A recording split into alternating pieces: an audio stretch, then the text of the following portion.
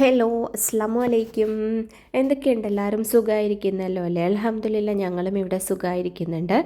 അപ്പോൾ ഇന്നത്തെ വീഡിയോ എന്ന് പറയുന്നത് ഇങ്ങനെയൊരു ബോട്ടിൽ കംഫർട്ട് യൂസ് ചെയ്തിട്ട് നമുക്ക് വീടൊക്കെ എങ്ങനെ വൃത്തിയാക്കി ഇടാം എന്നുള്ള ഒരു വീഡിയോയാണ്. അപ്പോൾ വീഡിയോ ഇഷ്ടമാവുകയാണെങ്കിൽ എല്ലാവരും ലൈക്ക് ചെയ്യുക, ഷെയർ ചെയ്യുക, കമൻറ്റ് ചെയ്യുക. വീഡിയോ ആദ്യമായിട്ട് കാണുന്നവരാണെന്നുണ്ടെങ്കിൽ എൻ്റെ ചാനൽ ഒന്ന് സബ്സ്ക്രൈബ് ചെയ്ത് സപ്പോർട്ടും കൂടി ചെയ്തേക്കുക. അപ്പോൾ ആദ്യം തന്നെ എല്ലാവർക്കും അറിയാവുന്നത് തന്നെയാണ്, ഒരു കംഫർട്ട് യൂസ് ചെയ്തിട്ട് നമുക്ക് വാഷിംഗ് മെഷീനിൽ ഡ്രസ്സ് വാഷ് ചെയ്യുമ്പോഴൊക്കെ ഇതുപോലെ ഒരു അടപ്പ് കംഫർട്ട് അതിലേക്ക് ഒഴിച്ചിട്ട് ഡ്രസ്സ് വാഷ് ചെയ്യുകയാണെന്നുണ്ടെങ്കിൽ ഡ്രസ്സിന് എപ്പോഴും നല്ല ഒരു റിഫ്രഷിങ് സ്മെല്ലായിരിക്കും ഉണ്ടായിരിക്കുന്നത്. അപ്പോൾ കുട്ടികളൊക്കെ ഉണ്ടെന്നുണ്ടെങ്കിൽ ഇത് നല്ല യൂസ്ഫുള്ളാണ്. പിന്നെ നമ്മൾ ഇതുപോലെ നോൺ വെജൊക്കെ വീട്ടിൽ കുക്ക് ചെയ്യുന്ന സമയത്ത്, ഫ്രൈ ഒക്കെ ചെയ്യുന്ന സമയത്ത് വീട്ടിൽ പുറത്തുനിന്ന് ഗസ്റ്റൊക്കെ വരുമ്പോഴൊക്കെ ആണെങ്കിലും ഒരു ഡോറ് തുറന്ന് കയറുന്ന സമയത്ത് ഒരു ബാഡായിട്ടുള്ളൊരു സ്മെല്ലുണ്ടാകും. അപ്പോൾ ആ ഒരു സമയത്ത് നമുക്ക് റൂം ഫ്രഷ്നറൊക്കെ അടിക്കുന്നതിന് പകരമായിട്ട് നമുക്ക് ഇങ്ങനെ ഒരു ഇത് ചെയ്യാവുന്നതാണ്. ഒരു പാത്രത്തിൽ കുറച്ച് വെള്ളം ചൂടാക്കുക, എന്നിട്ട് ഒരു മുക്കാലടപ്പിൽ ഒരു കംഫർട്ടും കൂടി അതിലൊഴിച്ച് ആ വെള്ളം നന്നായിട്ട് തിളപ്പിക്കുക. നല്ലപോലെ അത് തിളച്ച് വരണം. തിളച്ച് വരുമ്പോഴേക്കും ഈ കംഫർട്ടിൻ്റെ സ്മെല്ല് നമ്മുടെ വീട് മുഴുവൻ ഈ ഒരു കംഫർട്ടിൻ്റെ സ്മെല്ലുണ്ടായിരിക്കും. ഈ ഒരു നോൺ വെജ് കുക്ക് ചെയ്ത ആ ഒരു സ്മെല്ലുമൊക്കെ മാറുന്നതാണ്.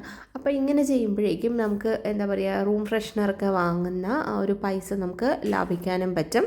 വീട് എപ്പോഴും നല്ല റിഫ്രഷിങ് സ്മെല്ലോട് കൂടി തന്നെ ഇരിക്കുകയും ചെയ്യും. ഡോറൊക്കെ തുറന്ന് കയറുന്ന സമയത്ത് നല്ലൊരു കംഫർട്ടിൻ്റെ സ്മെല്ലായിരിക്കും വീട്ടിൽ ഉണ്ടാകുന്നത്. പിന്നെ ഈ വെള്ളം കളയൊന്നും വേണ്ട. അപ്പോൾ അത് കഴിഞ്ഞിട്ട് ഇങ്ങനെ ഒരു പാത്രത്തിൽ രണ്ട് ചെറിയ പ്ലാസ്റ്റിക് ഒരു പാത്രത്തിലേക്ക് 2 പീസ് കോട്ടൺ ഞാൻ വെച്ച് കൊടുത്തിട്ടുണ്ട്.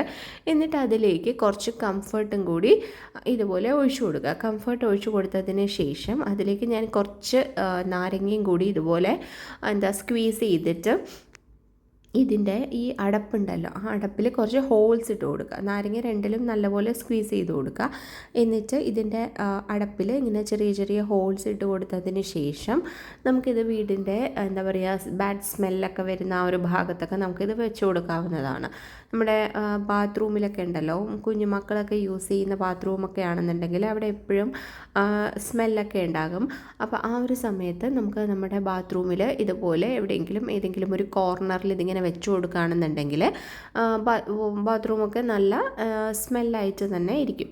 പിന്നെ അല്ലാന്നുണ്ടെങ്കിൽ നമ്മുടെ പ്ലാസ്റ്റിക് ബോട്ടിലുണ്ടല്ലോ, അതിലിത് ഒഴിച്ചു കൊടുത്തതിന് ശേഷം ചെറിയ ഹോൾസ് ഇട്ടിട്ട് നമ്മുടെ ബാത്റൂമിൻ്റെ ആ ഫ്ലഷ് അടിക്കുന്ന അതിൻ്റെ അകത്ത് ഇങ്ങനെ വെച്ച് കൊടുക്കുകയാണെന്നുണ്ടെങ്കിലും നല്ല സ്മെല്ലായിരിക്കും. പിന്നെ നമ്മൾ ഡ്രസ്സൊക്കെ മടക്കി വെക്കുന്ന ആ ഒരു കബോർഡ് ഉണ്ടല്ലോ, അതിലും ഈ ഒരു കംഫർട്ട് ഇങ്ങനെ വെച്ച് കൊടുക്കുകയാണെന്നുണ്ടെങ്കിൽ ആ ഒരു ഡ്രസ്സും ഒക്കെ എപ്പോഴും നല്ല സ്മെല്ലായിട്ട് തന്നെ ആ ഒരു കബോർഡൊക്കെ തുറക്കുമ്പോൾ നല്ലൊരു സ്മെല്ലായിരിക്കും ഉണ്ടാവുന്നത്.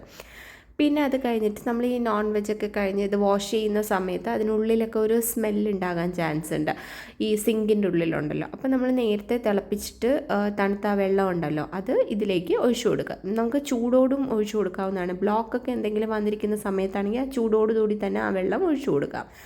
പിന്നെ അതുപോലെ തന്നെ ഇങ്ങനെ ഒരു സ്പ്രേ ബോട്ടിലുണ്ടല്ലോ, സ്പ്രേ ബോട്ടിലിൽ ആ നേരത്തെ ചൂടാക്കി വെച്ച് തണുത്ത ആ ഒരു വെള്ളം കുറച്ച് ഈ സ്പ്രേ ബോട്ടിലേക്ക് ഒഴിച്ചു കൊടുക്കാം. ഈ സ്പ്രേ ബോട്ടിൽ ഒഴിച്ചതിന് ശേഷം കുറച്ച് ഡിഷ് വാഷിംഗ് ലിക്വിഡും കൂടി അതിലേക്ക് ഒഴിച്ചു കൊടുക്കുക. എന്നിട്ട് ഇത് രണ്ടും നന്നായിട്ട് മിക്സ് ചെയ്തതിന് ശേഷം നമ്മുടെ വീട് തുടയ്ക്കുന്ന സമയത്ത് നമ്മൾ പൊടിയൊക്കെ തുടയ്ക്കുന്ന സമയത്ത് വിൻഡോസും പിന്നെ നമ്മുടെ കബോർഡും ടേബിളും ഒക്കെ തുടയ്ക്കുന്ന സമയത്ത് ഇത് യൂസ് ചെയ്തിട്ട് തുടയ്ക്കുക. നല്ല ക്ലീൻ ആയിട്ടിരിക്കും.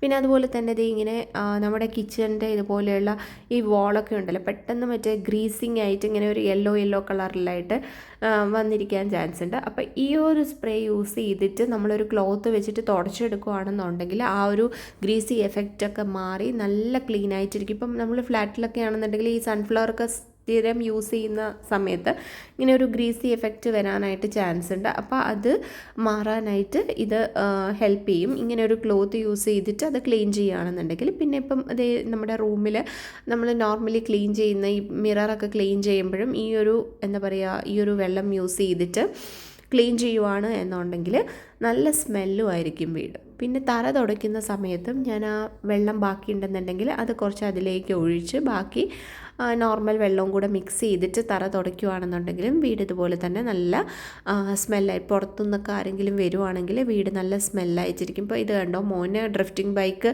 കളിച്ചിട്ട് നല്ല പാടായിട്ട് ആ ടയറിൻ്റെ പാടൊക്കെ നല്ല പോലെയുണ്ട്. അപ്പം ഈ ഒരു വെള്ളം യൂസ് ചെയ്തിട്ട് തുടയ്ക്കുമ്പോഴേക്കും പെട്ടെന്ന് ക്ലീനാകും. കുറച്ച് ഷാമ്പുവും കൂടി ആ വെള്ളത്തിലേക്ക് മിക്സ് ആക്കിയിട്ടുണ്ട്. എന്നിട്ട് ഇതുപോലെ തുടച്ചെടുക്കുമ്പോഴേക്കും വീട് നല്ല രീതിയിൽ വൃത്തിയായി ക്ലീൻ ആയിട്ടിരിക്കും. പെട്ടെന്ന് തന്നെ ഈ ഒരു ടയറിൻ്റെ പാടൊക്കെ പെട്ടെന്ന് തന്നെ മാറും. എന്നിട്ട് വീട് നല്ല വൃത്തിയും ക്ലീനുമായിട്ട് ഇരിക്കുകയും ചെയ്യും. അപ്പോൾ ഇതൊക്കെയാണ്, ഇതെല്ലാവരും വീട്ടിലൊന്ന് ട്രൈ ആക്കി നോക്കുക ഇങ്ങനെയൊക്കെ. അപ്പം നമ്മുടെ വീട് എപ്പോഴും നല്ല നീറ്റും നല്ല റിഫ്രഷിങ് സ്മെല്ലും കൂടി ഇരിക്കാനായിട്ട് ഹെൽപ്പ് ചെയ്യും. അപ്പോൾ ഇത്രയേ ഉള്ളൂ ഇന്നത്തെ വീഡിയോ എന്ന് പറയുന്നത്. അപ്പോൾ ഇനി മറ്റൊരു വീഡിയോയുമായിട്ട് കാണുന്നത് വരേക്കും ബൈ.